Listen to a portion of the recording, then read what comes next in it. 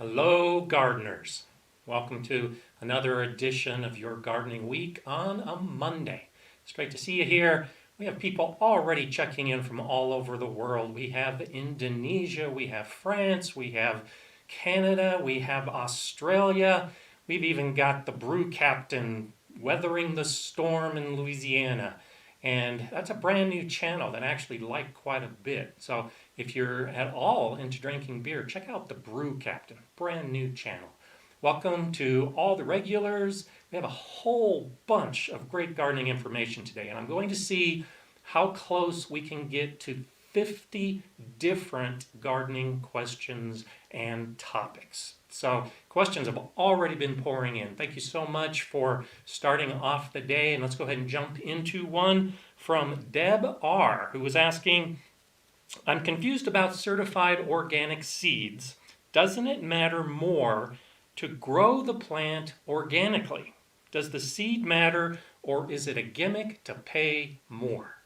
I think that's a great question, and I have touched on that in a couple recent videos, including one last night talking about organic gardening. In some respects, I do think it's a bit of a gimmick. So there are many wonderful businesses out there, wonderful seed producers who are certified organic by the government. And when they grow their plants in that certified organic way, then they can call the seeds from those plants certified organic. When it gets to your garden, I'm guessing about 99.9% of you in your garden are not certified organic.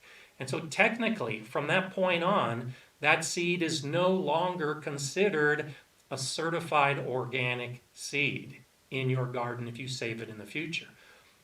But that gets back to my basic philosophy of organic gardening.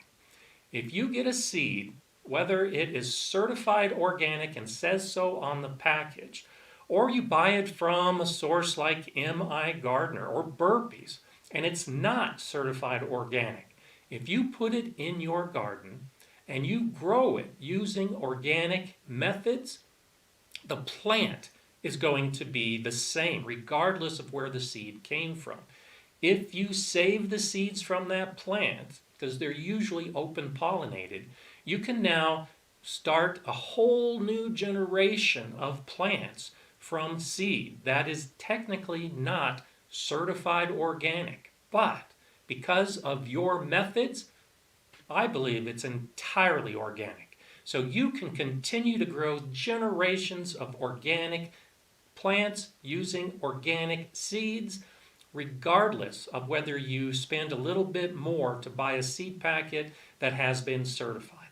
Now, that being said, I encourage you to support a number of these family-owned operations who are really trying to create sustainable grow operations and produce seeds, and the seeds they're producing are, in many cases, exclusively organic.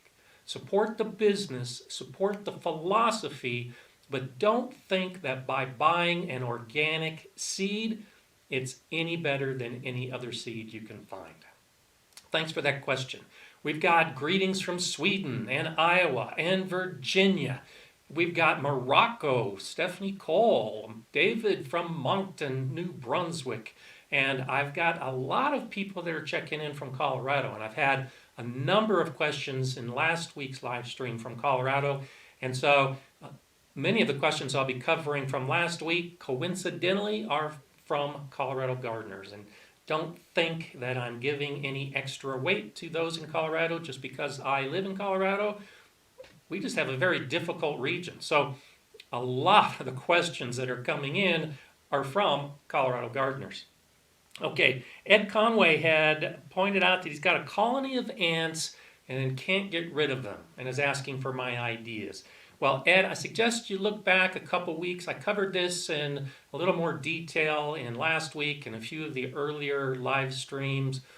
Basically, I have to ask you the question, are they really causing a problem, or you just have a lot of ants? Because my basic philosophy toward ants is to just let them be. They'll burrow through the soil and create lots of opportunity for air and water to get down to the roots.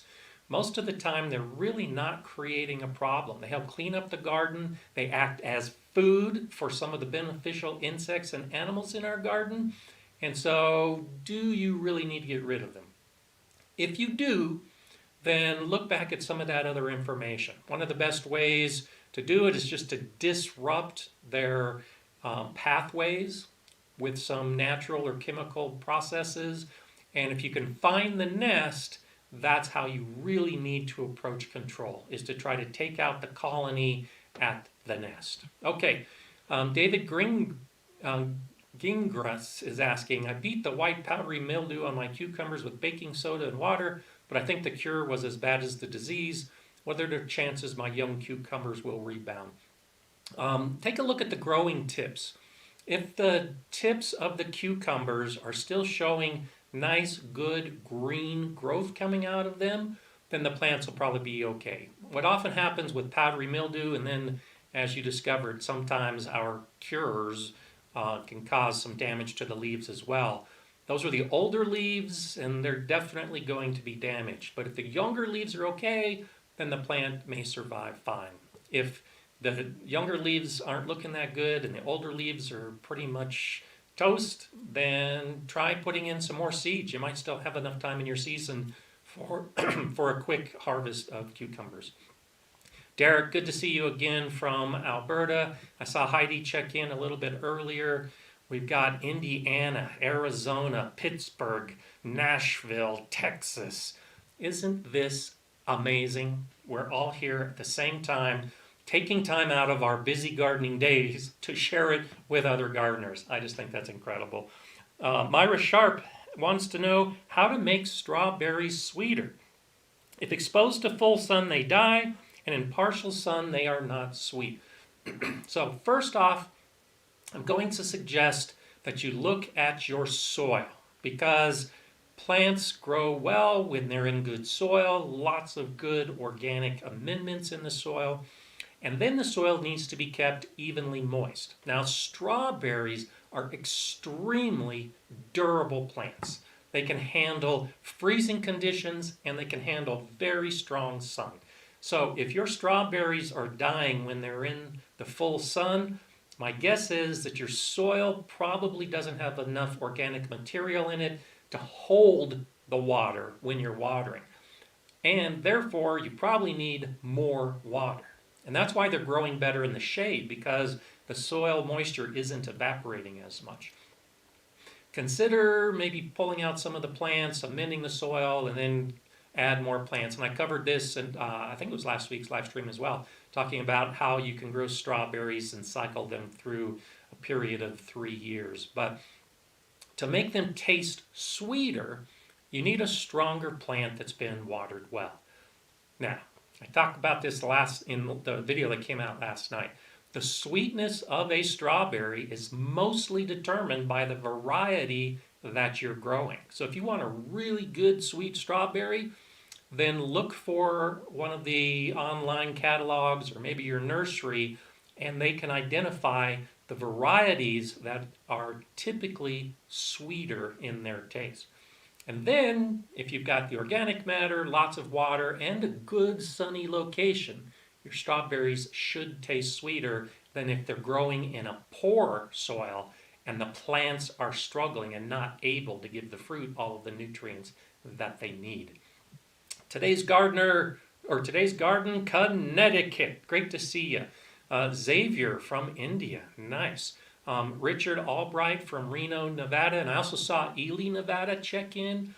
I grew up in Reno, Sparks actually.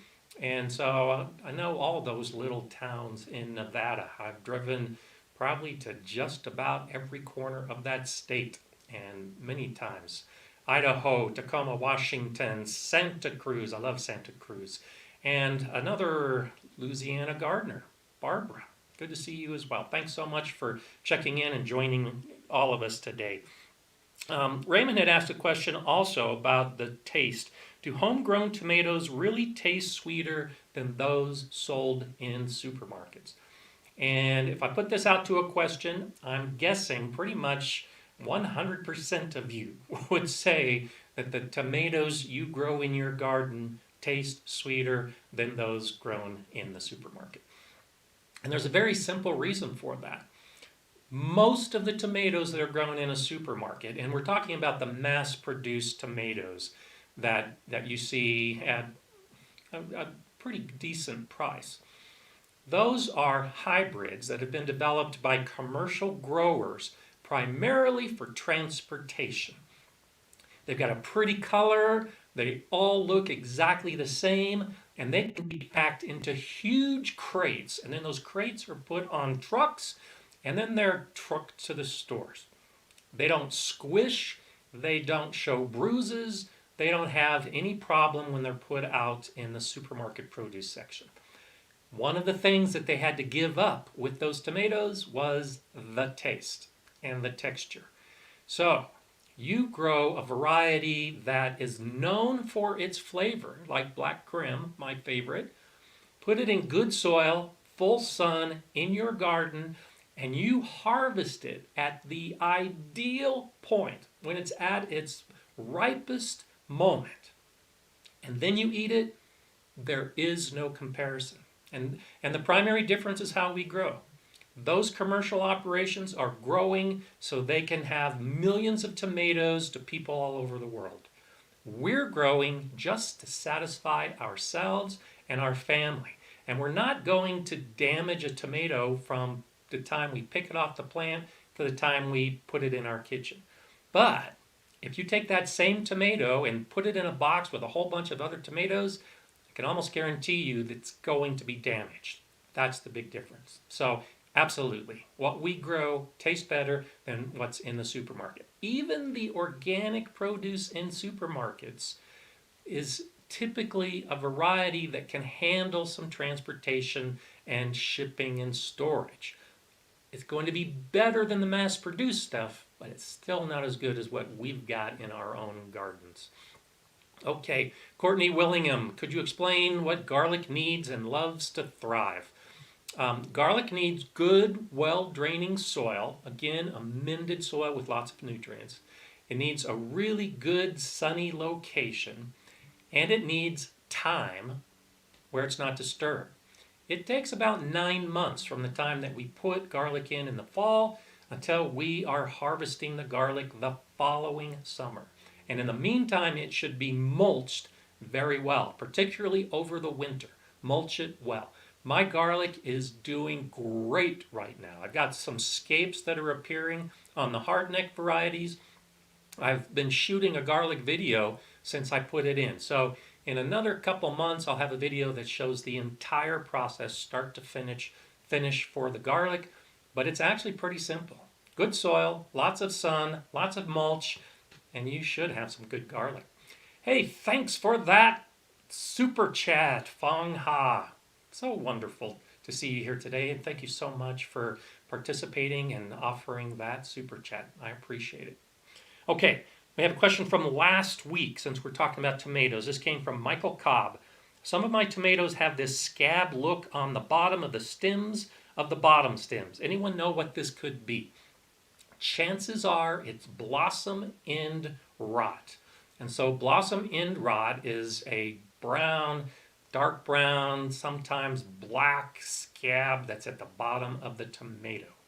Very common. It may be one of those things that all of us will either see in the future or have already seen. The primary cause of blossom end rot in tomatoes is a calcium deficiency. The tomato fruit needs calcium to develop. There's a lot of misinformation out there about how to fix blossom end rot. Because it's a calcium deficiency, a lot of gardeners think all they need to do is add calcium to their soil or bury some eggshells. That's not it at all. What happens, and the most likely cause of blossom end rot, is inconsistent watering. The tomato plant needs to take up the nutrients from the soil, and most soils have ample amounts of calcium. But if the soil gets too dry or too wet, then the roots can't absorb the calcium and then send it up through the plant to the root. And so the fruit, because of that calcium deficiency, has the end that is what we call blossom end rot, that looks scabby. The best solution is consistent watering. Try to keep the soil around your tomato plant consistently moist. Not too dry, not too wet. Don't let it get to extremes. And you can cut down dramatically on your problems with blossom end rot. Okay, Joy Williams, Catface Tomatoes from Double Bloom. Catface tomatoes is a slightly different problem. Not so much a double bloom, but it also is commonly a pollination or a watering issue. And there are actually some tomatoes that are intentionally bred to have a cat face. And it's basically just a misshapen type of tomato. So that's one of those fun things that happens a lot we don't know. So do a quick search of cat face tomatoes, and I know you'll find some pretty cool pictures on the internet. Okay, also from last week, Ryan Allen. I got a late start by 2 to 3 months as I am new to gardening. Will my veggies just be smaller for my first harvest, or should I just wait to harvest as long as everything continues to grow? So this is a good question, and one that new gardeners, those that haven't done this before, have had to me in the past.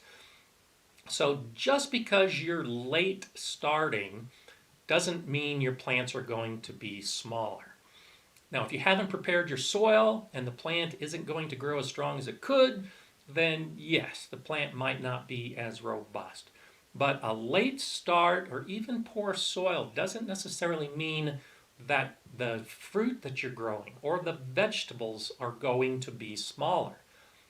All plants have their particular lifespan, and they grow and they do their flowers and they do their fruit, or if it's a root crop, it grows and it enlarges. And then at some point, the plant then begins to fade or it's done with its production, and that's typically about the time that we're harvesting. It has very little to do with when you start. The plant takes a certain amount of time to grow.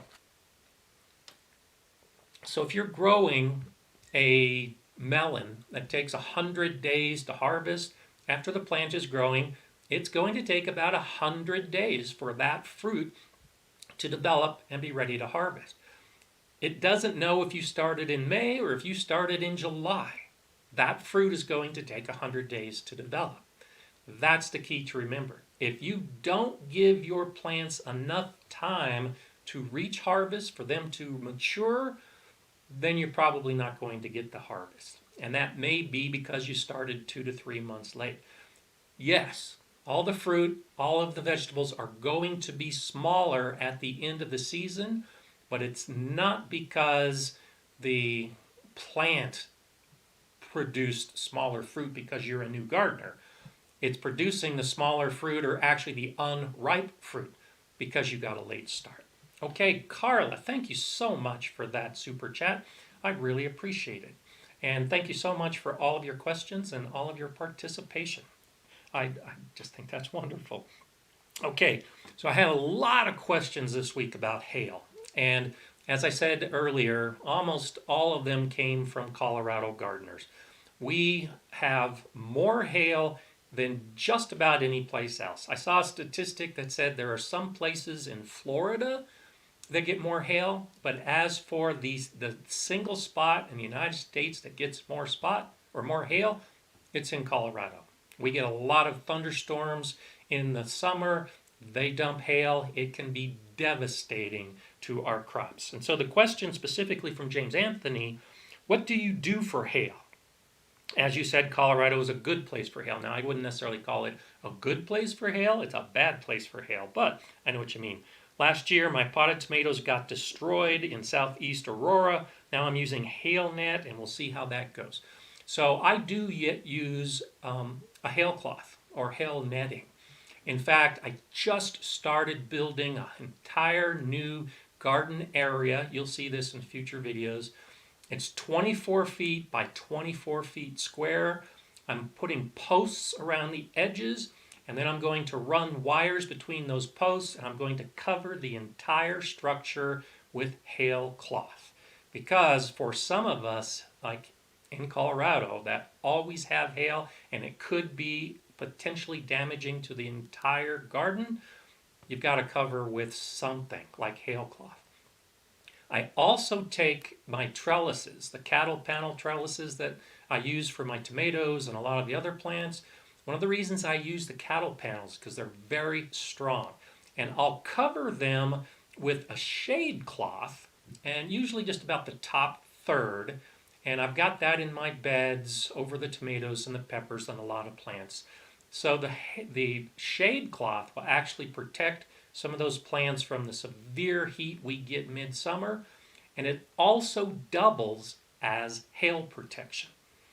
And then there's other beds where I'll leave the hoops on without anything in place. And if I see that there's a big storm brewing, I have plastic in my shed and I can pull the plastic out, clamp it onto those hoops, and that gives some protection. So there's lots of things that you can do. It's almost always some type of cover over the plants, whether it's a large area or just a single bed.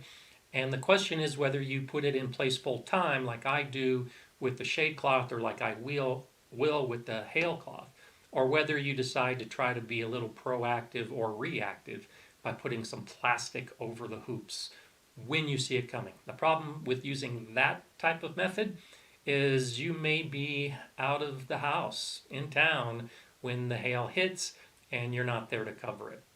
There was one year I was living in Black Forest, Colorado.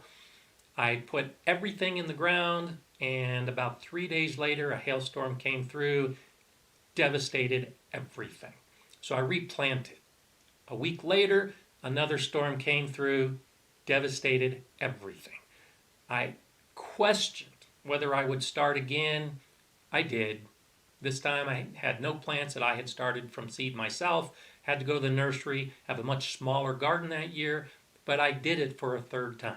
That's what gardeners do, is just keep trying, and it worked for the third time, but hail can be terrible. Okay, Derek is saying hail is such a problem in Alberta as well, with the summer thunderstorms dropping a lot of hail. So same basic idea. Wherever you are, if you've got hail, consider putting some type of semi-permanent protection and cover on the top, and that's really the best way to do it. Okay, Frank said that shade cloth and cattle panels saved tomatoes in Pueblo last weekend. Glad to hear it. Luckily, I'm knocking on wood. I haven't had any severe hail yet, but I know it's coming. That's why I'm trying to get this bed area built and planted so I can be ready. Okay, Andrew Wright, a new subscriber and a new gardener. Where's the best location for me to plant my lettuce near my tomatoes? On the north side, east side, or south side? And so this is one of those questions that it depends on when you're doing it. So if you're planting lettuce with tomatoes earlier in the season, I would say put the lettuce on the south side, and this is assuming that you're in the northern hemisphere. So those of you in Indonesia and Australia, you would want to put the lettuce on the north side. And that's because the tomato plant's going to grow quicker. And as it grows, it's going to cast shade. So earlier in the season, you want that lettuce to get as much sun as possible so it will grow quickly. And most lettuces only take about 4 to 6 weeks to grow. But later in the season, and I've talked about how you can grow cool season plants in the summer, this is one of those ways.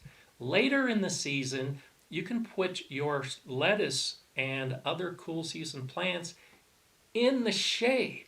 So in the northern hemisphere, you would put your lettuce on the north side and allow the tomato plants to grow nice and big and tall, and then shade the north side of your bed. That'll help cool your lettuce and give you more time for that plant to grow before it gets overheated and bolts and gets bitter and sends up its flower stalk. So it depends on the time of year. Go ahead and try both and see if you notice a difference. I have my lettuce growing in open beds right now, but I will be growing some more lettuce in the shade as we proceed a little later in the season.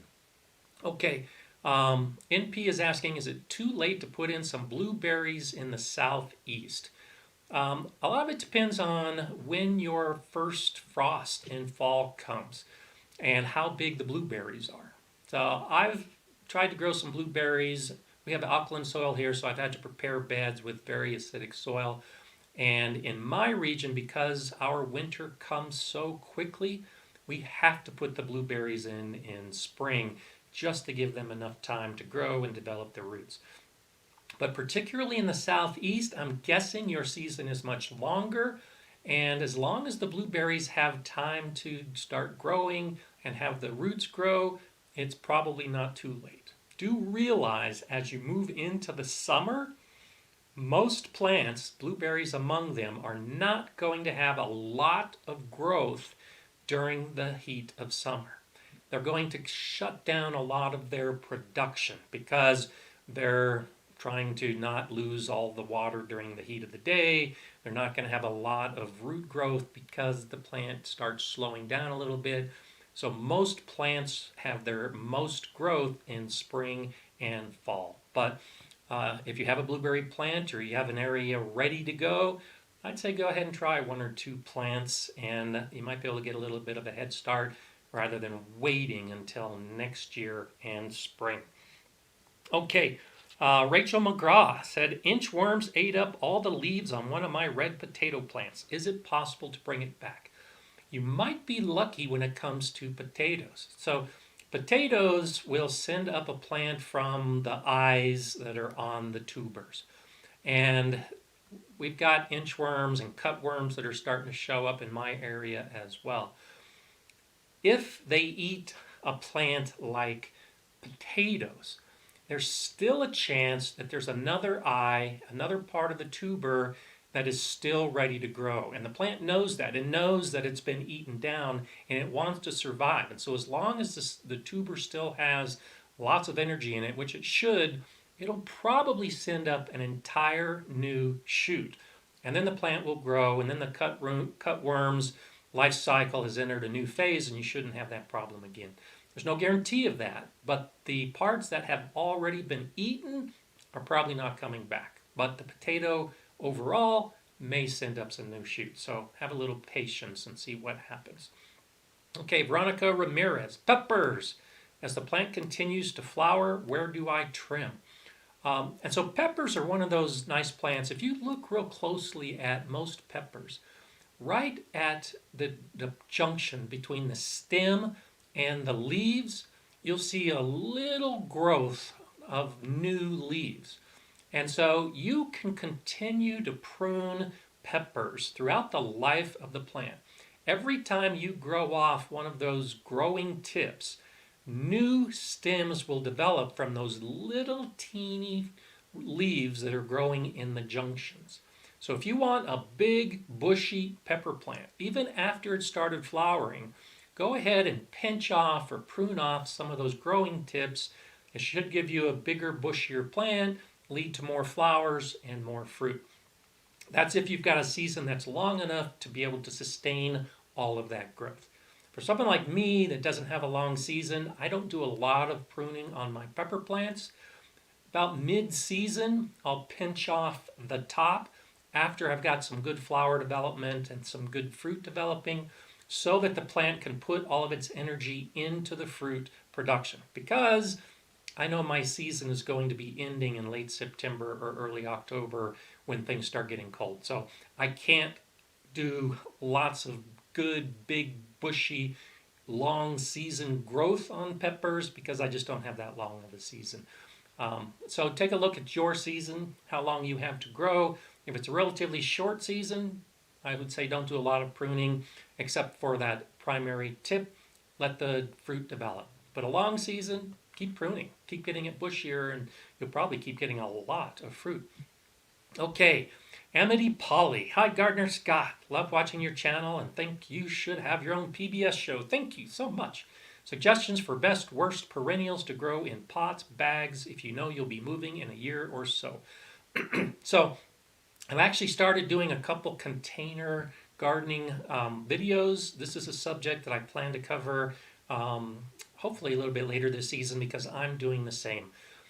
The best perennials that I think to grow in pots or containers are herbs.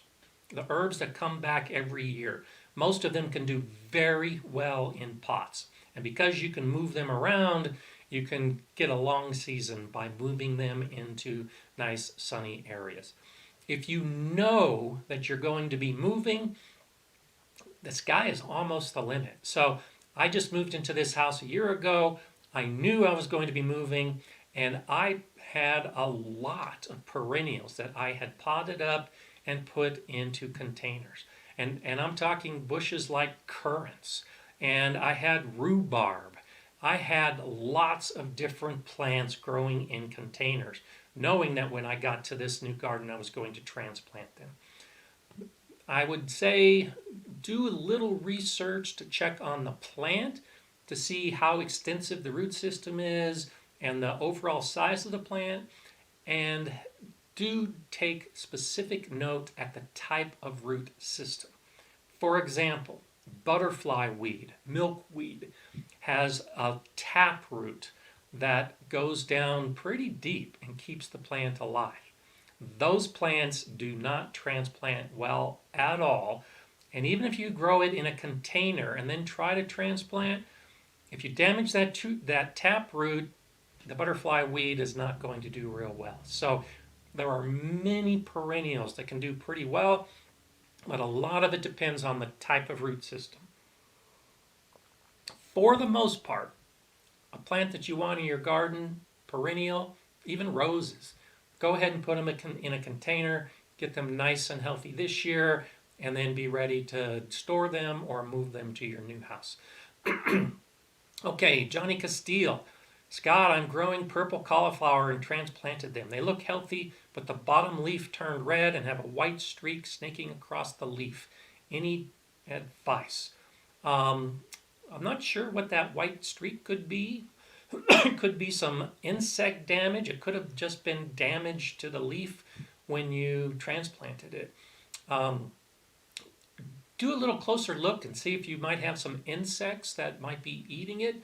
Streaks are unusual, and so I can't give you anything off the top of my head, but if the rest of the plant is looking good, if it's just those one or two bottom leaves, it could be just because transplanting takes a toll on plants, and the plant is putting its energy into the upper leaves. So it stops sending nutrients to the bottom leaves when it has that kind of stress or it's struggling to find the nutrients.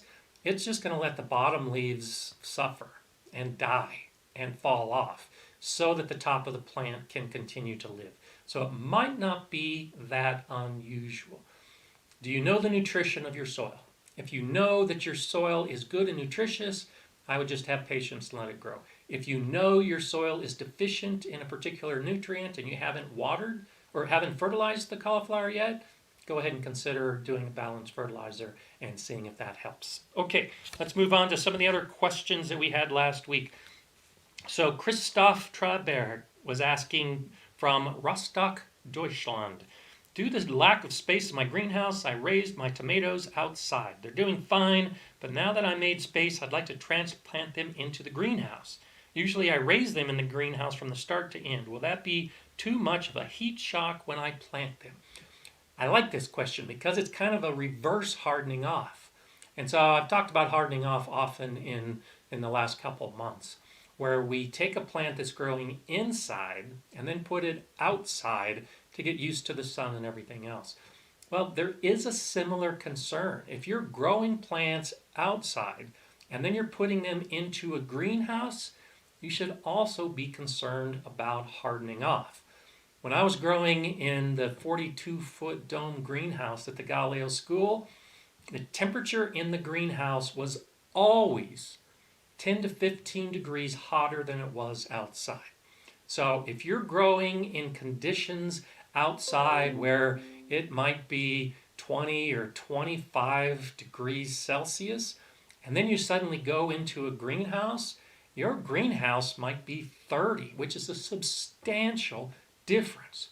So consider that. And if you're going to pot up plants from outside, and then put them in, or you're going to take potted plants from outside and then put them into a greenhouse, think of it as hardening off. Put them into a greenhouse for a period of time and then take them back out. And over the course of a few days, get them used to the greenhouse environment so that you don't expose them to an excessive amount of heat and basically bake the plant. So, interesting question, kind of reverse hardening off. Whenever you're going to put a plant into a dramatically different environment, it works best to break it in gently. Okay, then we move on to the prepared trucker. What do you do when there's no more room in the beds for mulch? I sit back and enjoy the plants. If you've got a lot of mulch in your beds, then you're doing right. We need mulch on the soils. Too much means, yeah, it's going to overfill the bed and you don't want to add more.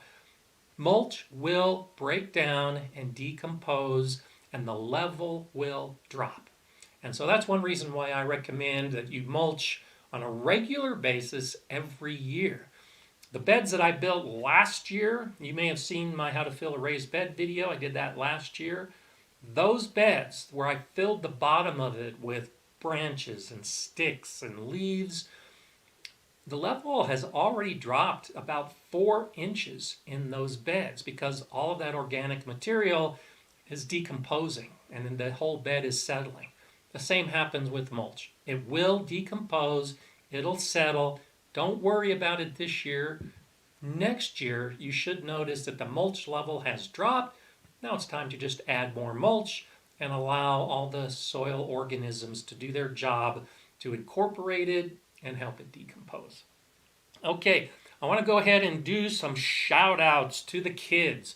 Had a lot of good responses this week, and there's so many kids that are involved and interested in gardening. So glad to hear that. Thank you so much for sharing their names. So if you're a kid and you're wanting to learn more about gardening, let me know. If you're a parent or a grandparent and you have kids that are interested, let me know. And these are some of the names that I got this week. So we have JAEGER and NASH, 8 and 5-year-olds that are helping Kim garden. We have EZRA, who watched my carrot seed video and enjoyed it. EZRA is 7 years old. Matthew is a 4-year-old that loves gardening. I think that's awesome to get started at that age because it'll stay with you for your entire life. And those of us that have been doing it for a while definitely know that. So you kids out there, keep gardening, keep excited, keep learning more, keep having fun with it. And I also want to give a shout out to KATRIN S., who is 8 months pregnant and growing a future gardener of her own. So I think that's absolutely incredible. Thanks so much for sharing those names, and please let me know all the others. That was one of the highlights of my entire gardening career, was working at the Galileo Garden and working with the youth. To see the face of a child who has never grown anything before, and then they harvest it themselves, and then they eat it fresh from the garden, it's just incredible. And if you haven't experienced that, you need to. So find a youth in your life, in your neighborhood, in your city. Find some kids that can come to your garden. You can share what you know, share some of your produce, and it will give you a lifetime memory as well. So I love kids in the garden. Okay. Mikado 16, the channel's growing. Yes, that's wonderful. I appreciate that. Thanks so much. Derek Cox, I'm sorry, you're responding to Melissa. So I definitely want to give a shout out to Derek and to Heidi in particular. They're very interactive with the live stream, answering lots of questions every week. Last week, they teamed together to try to answer kind of a difficult question that was coming up. I appreciate all of that. Thank you so much. And I can't get to all of the questions every week, which is why I go back to previous week's questions. But by all means, ask your question, because there's probably somebody on the live stream who can help you out and give you a pretty good answer. I still haven't seen any wrong advice go out. So we've got a pretty knowledgeable audience on the Gardener Scott live stream. So keep doing it. Okay, Brian Kelly. Gardner Scott, when do you start thinning plants? Excellent question. And I actually have a video coming out on that. Normally, I start thinning plants a couple weeks ago, but I hate to say for this video, I've been letting my plants grow so that I can show the differences of when you thin plants. The basic answer is start thinning plants as soon as you see that they're growing and strong, and try to do it before they start interfering with each other. And so, for instance, beets. I'm letting some of my beets grow even though they're growing side by side, just to do it for this video. Beets, you want a nice big beetroot in addition to the leaves. And you need to give them 4 to 6 inches of separation. When you put your seeds in, you're probably putting your seeds 3 to 4 inches apart. As soon as the plants are growing, as soon as you can see that one is clearly bigger and stronger than another, then it's time to thin out or prick out that smaller plant. If they start growing and you forget about it, and it's too late to get to when you thought you would, and you see that they're now big and strong and really interfering with each other, it's not too late. The biggest issue is that if you let the plants grow big before you thin out or prune them or prick them out, you might damage the stronger plant that you're trying to keep.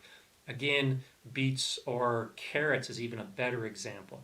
If you have carrots growing close together and you want to thin them out by pulling a carrot plant out of the ground that's next to another carrot, you could damage the root of the carrot that you're trying to keep. In that case, I usually come in with little snippers, really small pruning scissors, and I'll cut the plant out so that I don't damage the roots.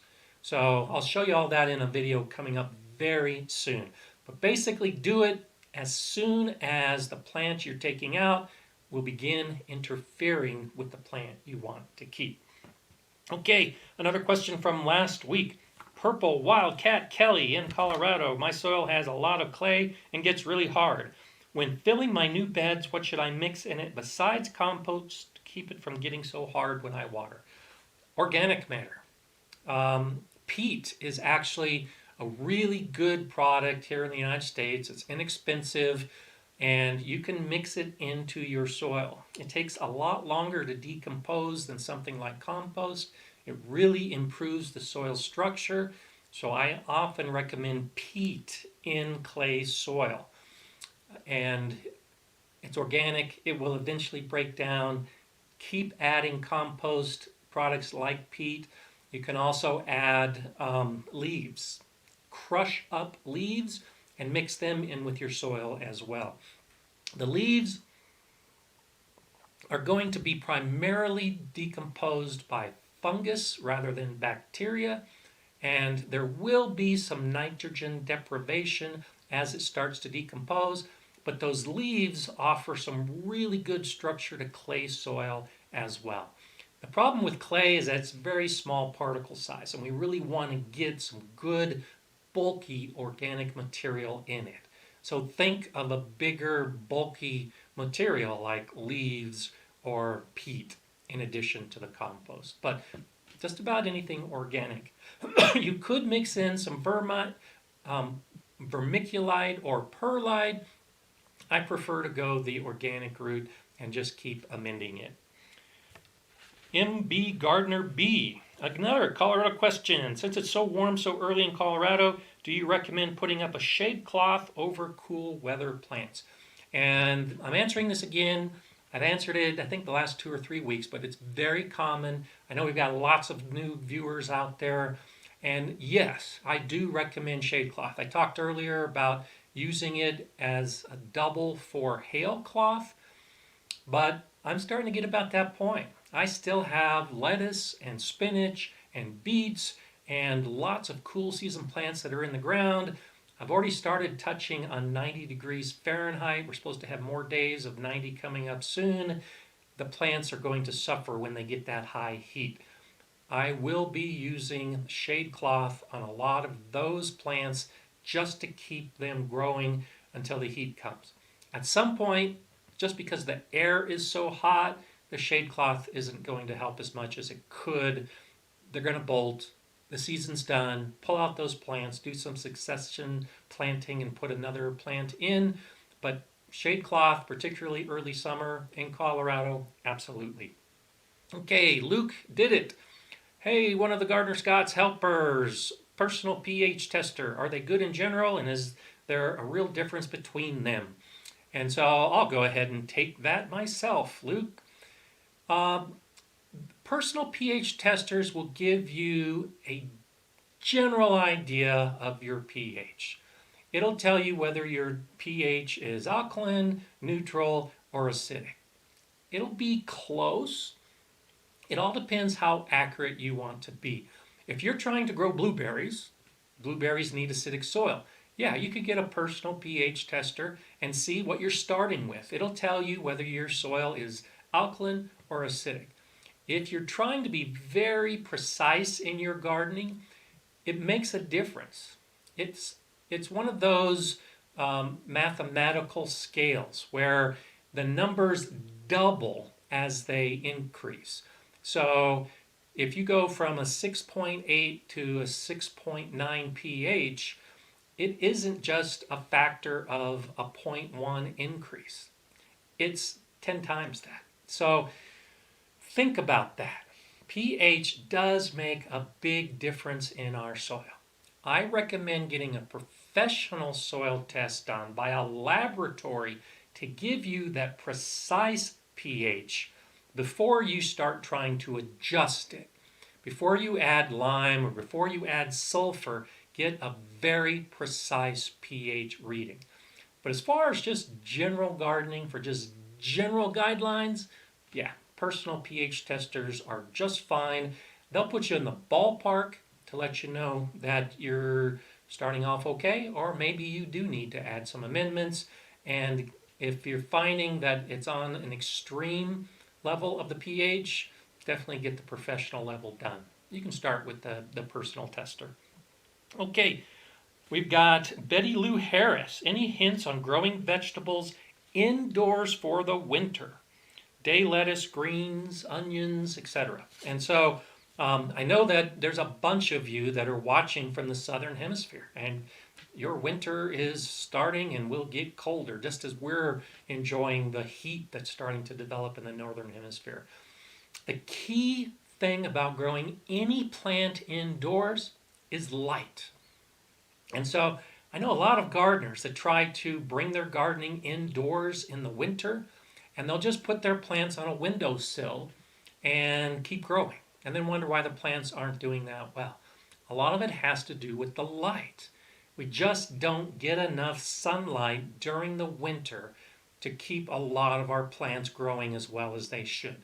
So if you want to grow vegetables indoors at any time of year, it's best to put them in an area where you can put a light over the plants.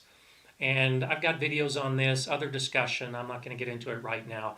But some type of setup where you can have good, strong light for 8 to 14 hours a day, and you'll be able to grow your vegetables inside. Then, look at the soil aspect of it. As long as you're growing in a good potting mix, the plants should do fine. Okay, let's see, what else could we have? Thanks, Derek, for corresponding with Melissa back and forth and helping them out. And again, thanks, Heidi. You guys are just so incredible and so amazing. I appreciate that. Okay, let's get to another one. I want to try to get through as many questions as we can today. We have the question of the week from Stephen Luna. I have 2 to 4 inches of pine needles and straw where I'm planning on putting my raised beds. Should I remove it or mulch it and mix it in the ground? And so this covers so many different topics. This is why I'm calling it the question of the week. First off, good for you to have a couple inches of a nice organic mulch. That's great. I would not recommend mixing it into the ground, partly with what I talked about earlier with the leaves in clay soil. They can deprive the soil of some nitrogen as they begin decomposing. Now, once they start the process of decomposing, there's a balance point where they'll release nutrients back to the soil. But initially, because of that robbing of nitrogen from the soil, if you're planting and in that same bed, the plants are going to be deprived of nitrogen at the same time. And so the thing to think about it is move it out of the way to allow you to have time or space to put your seeds or your plants in. You don't have to completely remove it. You don't have to mix it into the soil. Just move it out of the way. You don't want to be planting in the mulch. You want to be planting in the soil. And in my hugelkultur bed, I showed this recently in my video about sowing seeds. You move the mulch out of the way, and then you put the seeds or the plants in. Leave the mulch away from the plant while the seedling grows. Then when the plant gets bigger, you can put the mulch back over it. So you don't need a lot of extra effort. Keep using pine needles, keep using straw. Just try to work around it, or I should say work through it as you put your plants in. Okay, Bill had asked, hey Scott, I planted seeds in my raised beds, radish, onions, etc. Can I put 2 inches of leaf mold on top of them? And so leaf mold is a wonderful product, often used in the UK. We don't know much about it here in the States, but it's the equivalent of a good decomposed compost. So the simple answer is no. Don't put 2 inches of compost or leaf mold on top of the seeds that you have in the ground. When the seed packet says to sow a seed 1/4 inch deep or 1/2 inch deep, that means that that seed has enough energy to send up a seedling through that depth of soil. So you put a radish seed in 1/2 inch deep in your soil, the seed will be able to boost the plant's production so it grows through 1/2 inch of soil. The seedling breaks the surface, those cotyledon leaves start sucking up the sunlight, and new leaves develop. If you were to cover that seed with 2 inches of compost or leaf mold, now you're forcing the seed to grow through 2.5 inches of soil and compost. And the seed might not have enough energy to do that. So in essence, you're going to be smothering your seeds and they're not going to be able to grow. Let them grow, let them germinate and emerge, let them start developing into full-size plants. Then you can add the leaf mold or the compost as a mulch. 2 inches might be a little deep for a plant like radish, but you could definitely do it for some of your other bigger, stronger plants. So onions and radishes, I wouldn't use 2 inches, but I definitely use 2 inches on my peppers and my tomatoes and my squashes. So great question. Thanks for asking it. Blessed 2, how often do you harvest flat parsley? So I harvest herbs and parsley in general whenever I need to use it. The big issue with herbs is asking yourself the question why you're growing herbs. Now, I grow herbs so that if I'm making spaghetti sauce, I can go outside and clip off some thyme and some sage and some oregano and bring it in and use it fresh in my spaghetti sauce or anything else that I might make. A nice vinaigrette for a salad. It's wonderful to go out and pluck off some of those herbs and use them. So I harvest as I use them because they're freshest and they have the best flavor. As I get later in the season, then I'll harvest for storage purposes, for the preservation, and I'll dry the herbs. Now, the issue with parsley in particular, and other really leafy plants like cilantro and basil, is that they don't dry well at all. So it's really hard to preserve them and store them in any way. You can dry parsley, but I just think fresh parsley tastes so much better. So I harvest to use it fresh. That's what I encourage you to do. And then when the season changes, the cold weather comes in and the plants are going to die or go dormant, I'll harvest it all and dry it. It's better to use dried parsley in winter than anything you can buy in the store because you grew it yourself, but I'd much rather use the fresh herbs over the course of the season. Okay, um, here's one of the highlighted questions I wanted to answer this week as well from Stephanie Denio, and there was lots of talk about this last week. My tomatoes have early blight. Can I get rid of it? And early blight is caused by a fungus. Some good questions going back and forth. Some confusion about calcium. I already talked about calcium and blossom end rot. Calcium really doesn't have much to deal with early blight or any of the blights. There's also a late blight.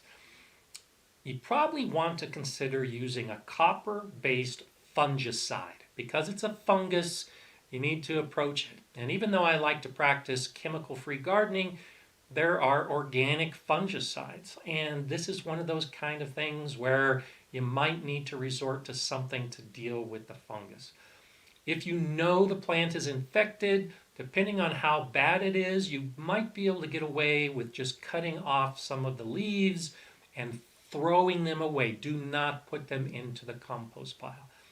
Definitely mulch your soil because the fungus will start sending out spores, and those spores will land on the soil, and then when you water, the spores will bounce off the soil onto other plants.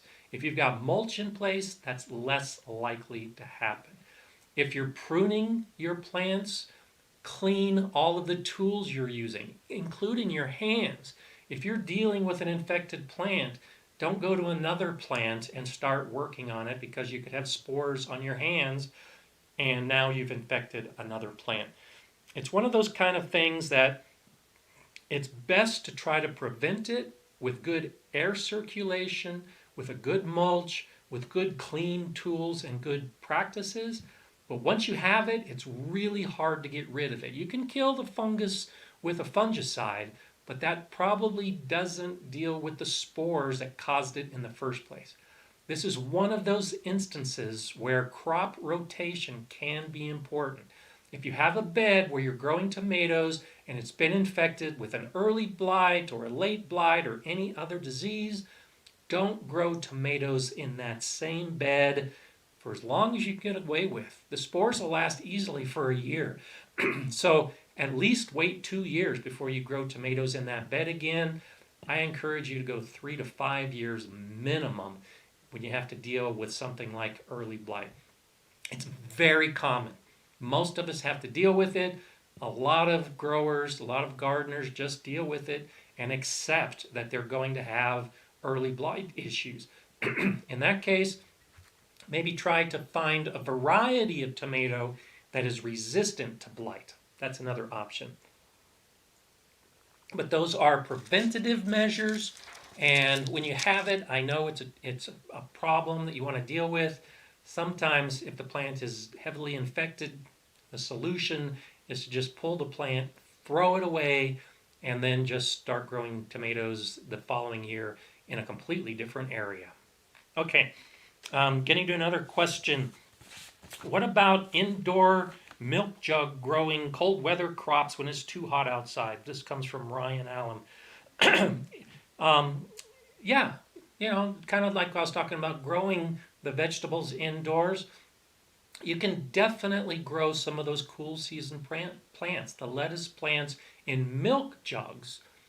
Just make sure you've got the good soil, the good lighting system, and then they'll grow fine. Whatever kind of container you use, you can definitely move it inside and it'll be fine. MH, should I cut the flower sets off my Determinate Tomatoes since it's way too early? So, especially for you new gardeners out there, there are two different types of tomatoes, Determinate tomatoes and indeterminate tomatoes. Determinate tomatoes are what I call the bush tomatoes. They only get maybe 3 or 4 feet high, lots of branches, lots of flowers, and they will produce all their flowers and all their fruit in a pretty short period of time. Indeterminate tomatoes are the vining tomatoes. They keep growing and growing and growing, keep getting taller and taller, keep sending out more and more flowers and more fruit. The key difference is that with a determinate tomato, it's not going to keep growing after it reaches the point of harvest. So if you're cutting off flowers right now, you're losing fruit. Those flowers are never going to recover. Now, if you're asking the question because the plant is too small, sure, pluck off some of those flowers, get the energy into the plant so the plant grows nice and big. But you can expect that the flowers on determinate tomatoes are all going to start showing up within a very small period of time, just a couple weeks, and just let them grow. Don't prune out any extra branches that you don't have to. And then you're going to get a big production all at once, and the plant's pretty much going to fade. It's not going to be growing new suckers and new flowers.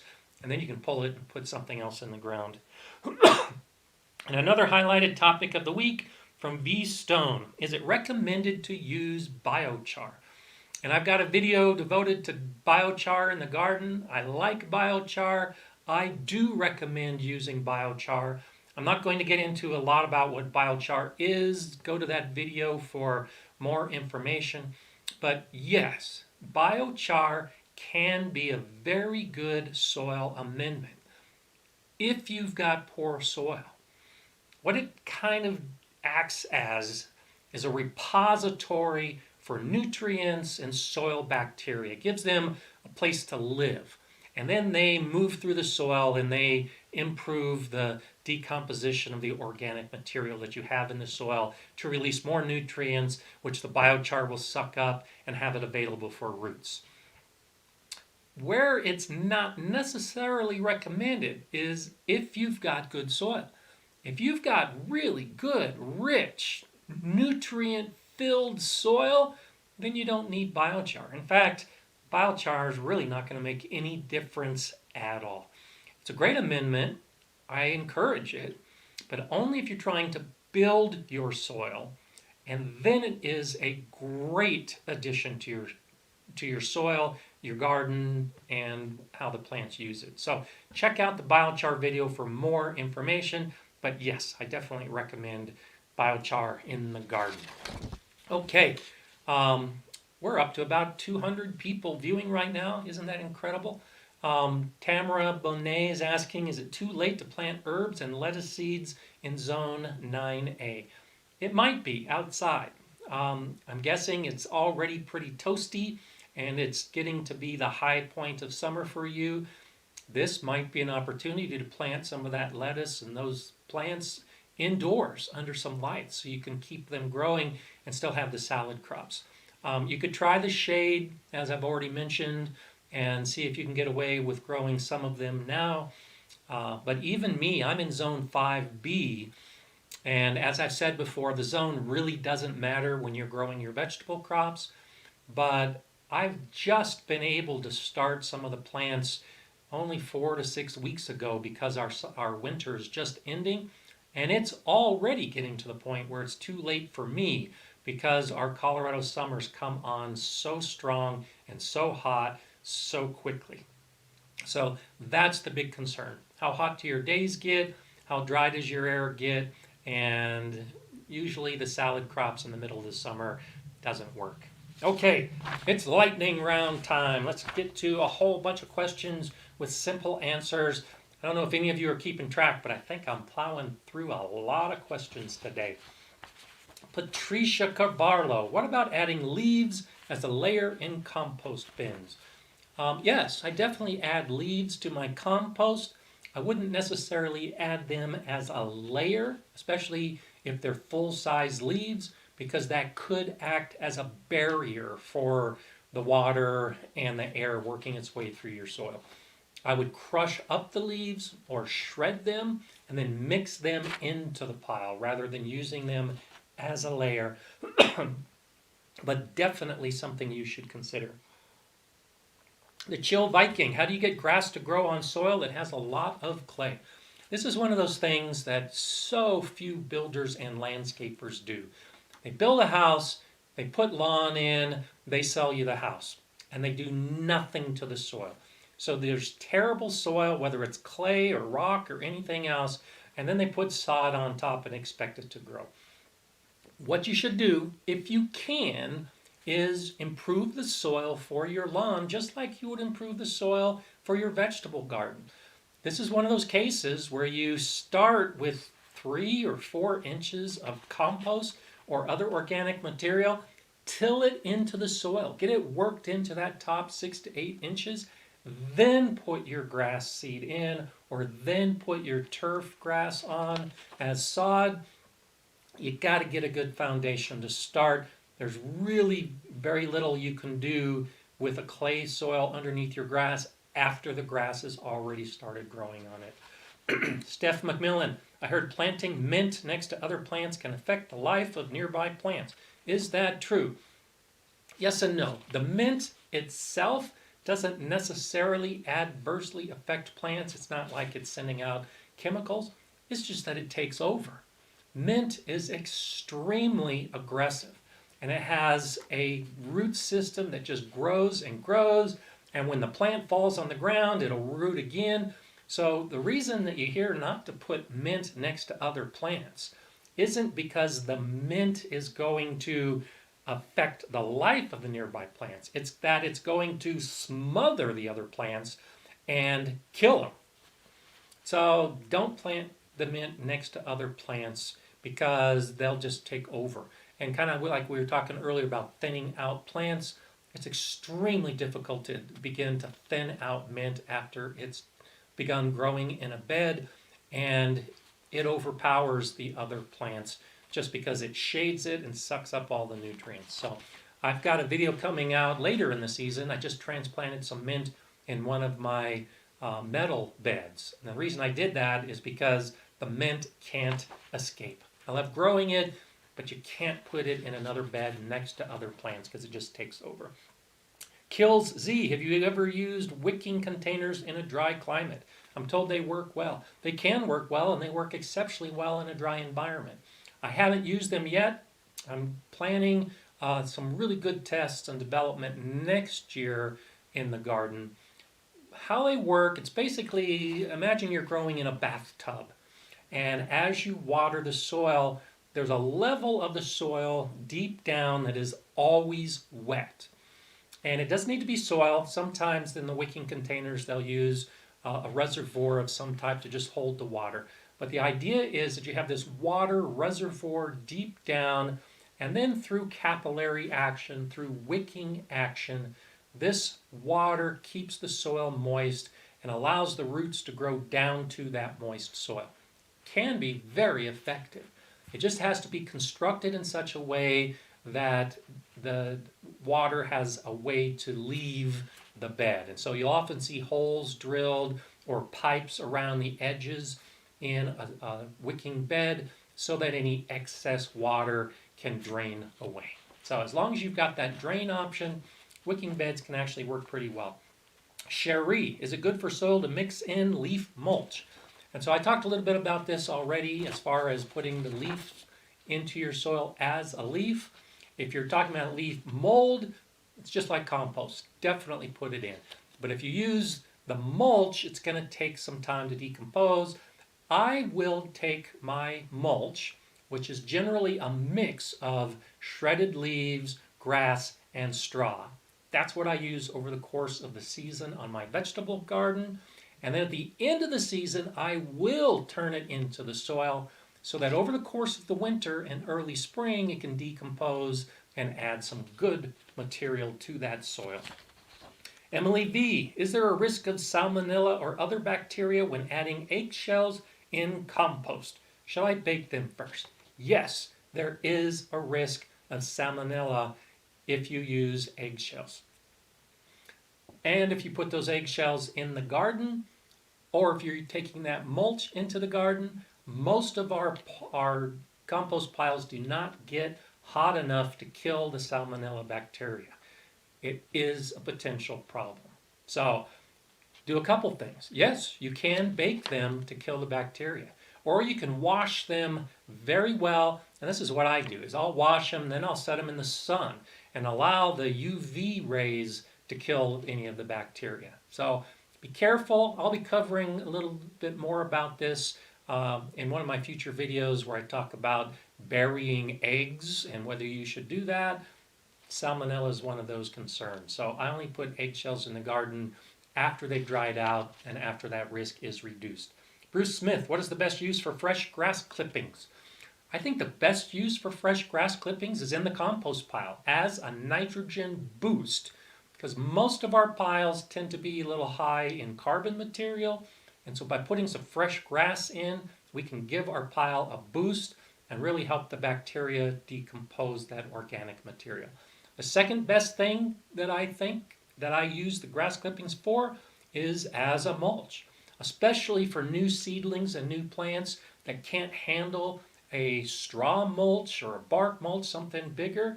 For those smaller seedlings, I'll use fresh grass and I'll put it across the ground. Doesn't affect the plants. It does help add a little bit of nitrogen boost to the top of the soil.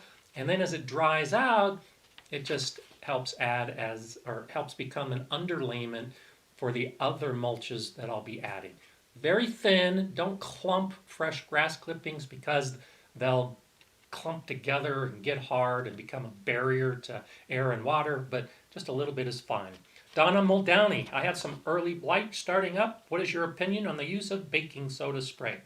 Baking soda spray doesn't work at all on early blight, and it's often confused with powdery mildew. Baking soda spray is used on powdery mildew, and as we talked at the very beginning, it does have some issues of its own because it's very alkaline and it can affect the pH of the plant and it can affect the pH of the soil. But it can be an effective treatment for powdery mildew. It's not a treatment for early blight. Mayra Sharp, is it safe to use railroad ties when building a bed? I think so. I've used railroad ties a lot in building beds. I try to use aged railroad ties, and the big issue, the debate, the concern is that the railroad ties are treated with creosote, and creosote is a carcinogen. It can be harmful, and it will leach into the soil. I like old railroad ties that are weathered. A lot of the creosote that is going to leach out is already leached out. I only use them in areas where I have to develop a bed on a hillside, for instance, and I'm terracing that bed. And so on the bottom side of the bed, that's going to be lower down on the hill, I've used railroad ties before, just like I use pressure-treated wood in those kind of beds, because the water is going to travel downhill. And so the wettest part of the bed is going to be the downhill side in a terrace. And so I use something like railroad ties or pressure-treated wood because it's less likely to rot, which means I don't need to replace it as often. If you have any concerns about the creosote, don't use railroad ties. I'm not planting within about 4 to 6 inches of those ties when I use them. If there's leaching, it's going to be very close to the tie and only go in a couple inches. So because I intentionally plant away from the tie, I'm only using it as a terracing material, I'm okay with it. On flat, open ground, using railroad ties as a border around a bed, I might shy away from that. I think there are many better materials that you could use. Guan Chan, have you experimented with adding human urine in compost or directly in the garden? I have experimented with that, and I talked about that in one of my crazy composting videos. Human urine has a lot of nitrogen in it. It's a great way to boost the nitrogen in your compost pile if you need that addition. I would not recommend it directly in the vegetable garden.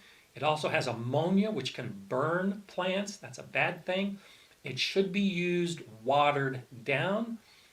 It shouldn't be harvested from people who are sick or are taking a lot of drugs, because that can pass through into the urine and then into the soil. But if you've got good, clean urine, yeah, it could be something you could add to your compost pile. Cotting White, do you have ducks? No, I don't. My daughter has chickens and ducks. I know other people that have chickens and ducks. Ducks are very messy creatures. And while I am planning on having chickens at some point in the garden, I'm not planning on having ducks.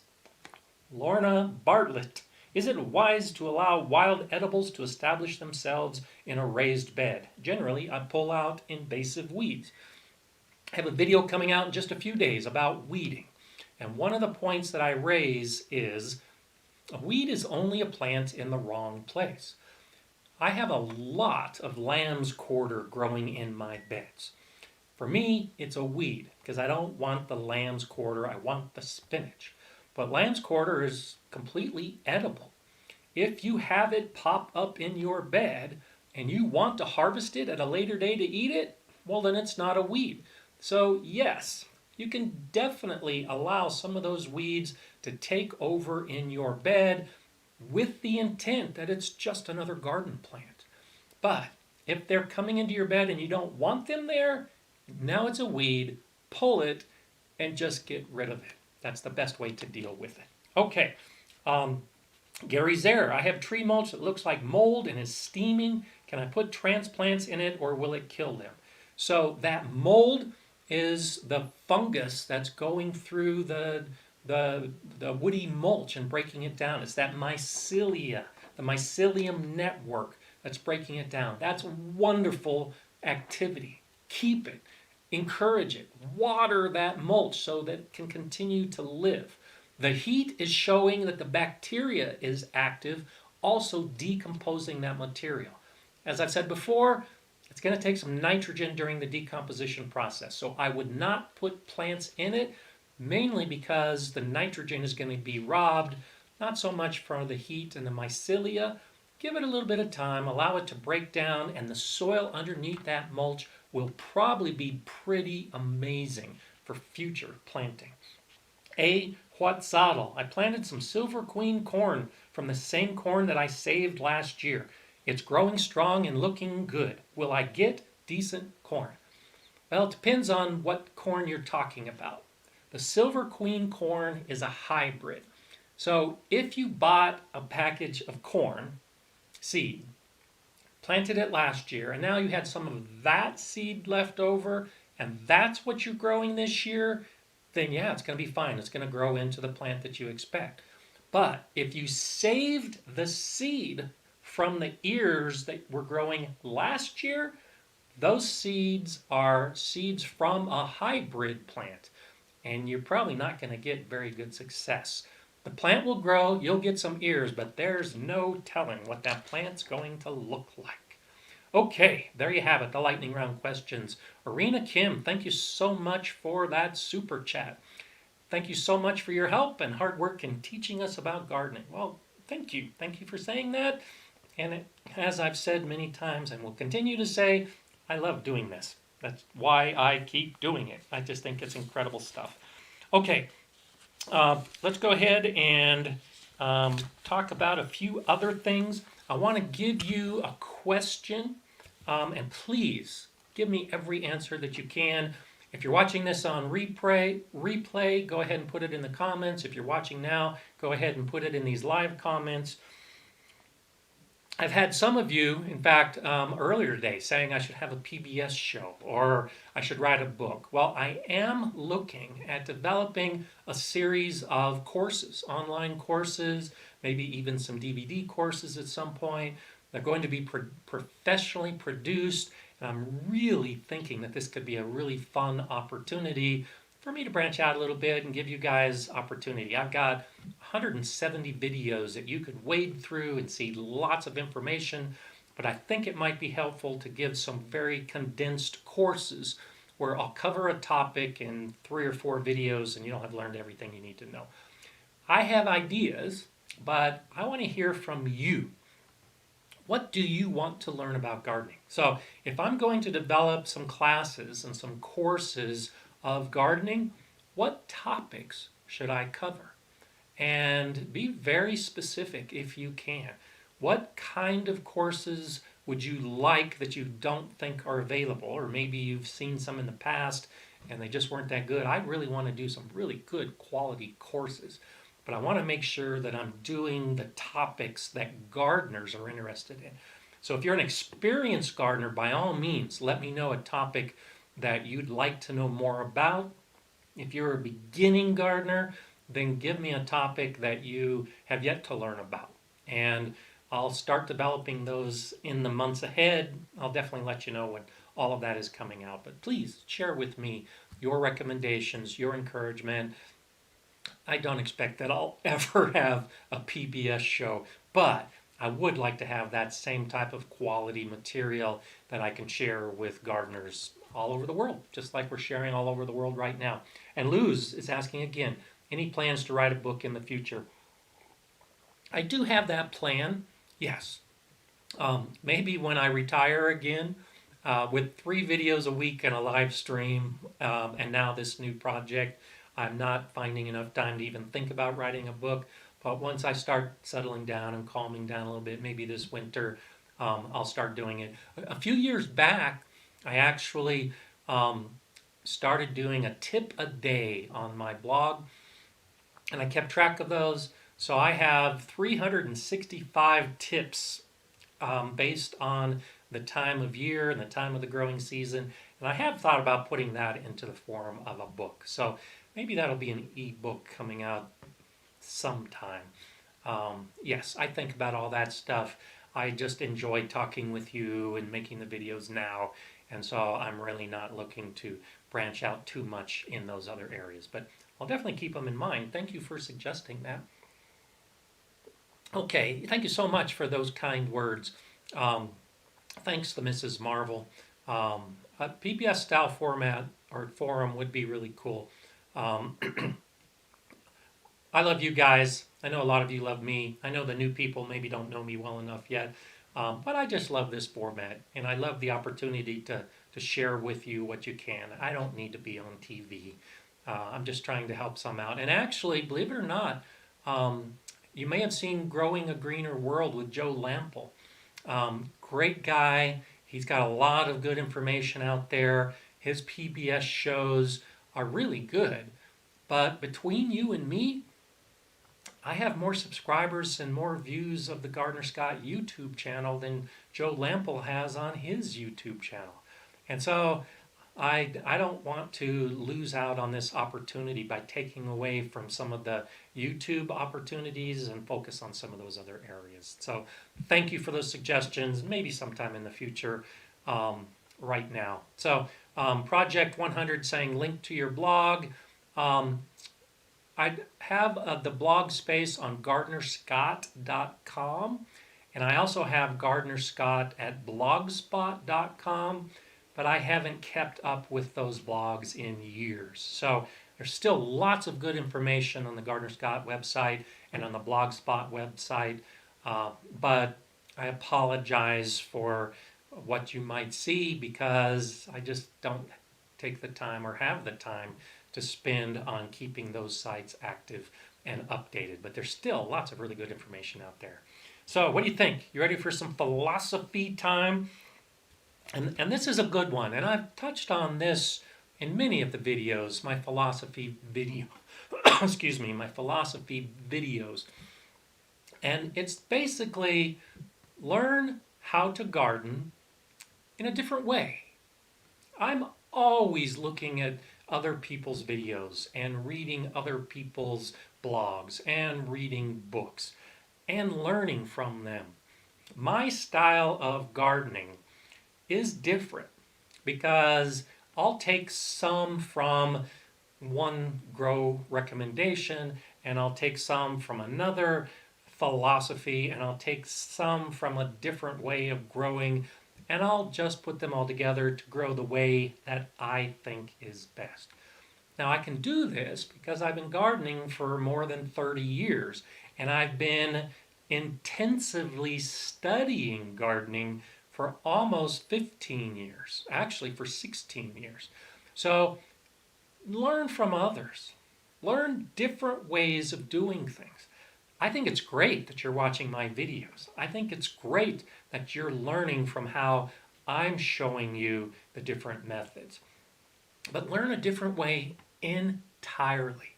Some of the best information out there about gardening comes from the UK. The UK, the British gardening shows are incredible. This is a society, an entire country that loves gardening. And they have prime time shows that are gardening. When was the last time you saw a prime time show in the United States about gardening? The UK has tremendous information available on how to garden. Now, they're growing plants that I don't grow, but that's not the point. The point is they're sharing how to garden. They're sharing design solutions. They're sharing philosophies. They're sharing ways of gardening that none of us in the United States have been exposed to. Maybe some of my videos, but even that is just scratching the surface. So I encourage that you learn a different way of doing things and start with some of those UK gardening shows. There's a lot on YouTube and that you can search to find their blogs and their websites out there. There's also different gardening information from different regions within your own country. I'm in the Rocky Mountains in Colorado, and how I garden is completely different from how they garden in the Pacific Northwest or in the arid Southwest, or as where we talked about the Southeast or the Northeast. I've lived in Maine. There's no way that you can accomplish the gardening in Maine like you can in California. But that doesn't mean how they do it should be ignored. The potatoes that I order to plant in my garden come from Maine. The fruit trees, many of them that I ordered this year, came from Fedco in Maine. And they'll produce information on how to grow their plants. The potato producer will tell you how to grow potatoes. And the fruit tree distributor will tell you how to grow fruit trees. And it might be a little different than what you're used to, or maybe what your nursery person is telling you, but it's great information.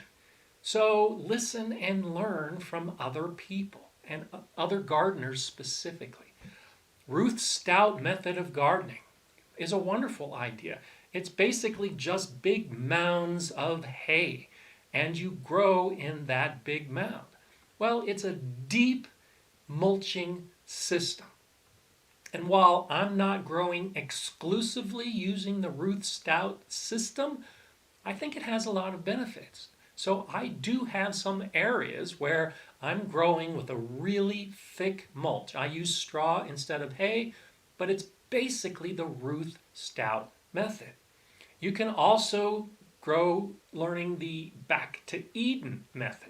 Now this works great in the Pacific Northwest, and there are lots of videos about the Back to Eden method, a lot of gardeners doing it, but I'm suggesting don't do these type of methods exclusively. If you haven't learned about Back to Eden gardening, well, look it up, learn about it. My hugelkultur mound is covered with wood chips, basically a Back to Eden garden method. But it doesn't work very well in my region. I'm using that thick wood chip mulch around my fruit bushes, and that's pretty much it. I can't grow, or I don't think it's the best way to grow vegetable plants in my region using those wood chips. It might be for you. Look into it. Think about how to grow. I've mentioned biodynamic gardening in the past. Biodynamic gardening, in my opinion, is more of a philosophy of gardening than the specific methods that are used, because some of the specific methods have been proven to not work in scientific studies. But the philosophy behind it definitely works. The same with permaculture philosophy. I use a lot of permaculture methods in my garden, but I don't consider myself a permaculture gardener. I just think a lot of that information works, so I use it. Now, how do I know to do this? How do I know about Ruth Stout and Back to Eden and biodynamics and permaculture? Well, it's because I didn't settle on one way that was working. I'm always looking for a way to do it better. And if I can find out that some gardener out there has a way of doing it better for me, then I'll definitely incorporate it. And so I discovered these other ways of doing it. And that's what I'm suggesting you do today. Find some different way of doing it. If I show you how or why to do a particular method, as I've said before, question it. Don't automatically assume it's best for you. So we're talking about growing lettuce indoors, and I'm saying put it under lights in good soil. I encourage you today, if that interests you at all, to look into that more and find from another gardener, another YouTuber, another author out there to see what they say about growing salad crops indoors. And it might change your world.